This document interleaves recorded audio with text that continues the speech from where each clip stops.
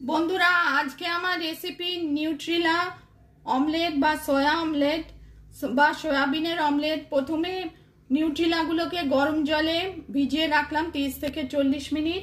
নিউট্রিলা নরম হয়ে গেলে তারপর সয়াবিনগুলোকে হাত দিয়ে চেপে একটা বাউলে রেখে মিক্সিতে ব্লেন্ড করে নিলাম। অন্যদিকে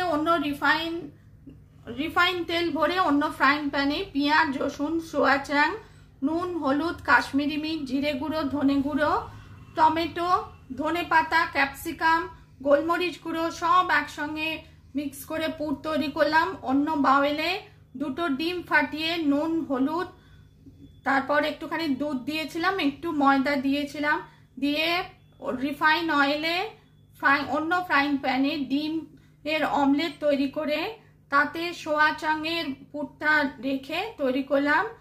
এপিট ওপিট ভেজে তৈরি করলাম সোয়া অমলেট বা নিউট্রিলা অমলেট। রেসিপি পছন্দ হলে লাইক করবেন, চ্যানেলটিকে সাবস্ক্রাইব করার অনুরোধ রইল। এইভাবে খুলে দেখিয়েছি আপনাদের বোঝার সুবিধের জন্য। ব্রেকফাস্ট বা ইভিনিং স্ন্যাক্স।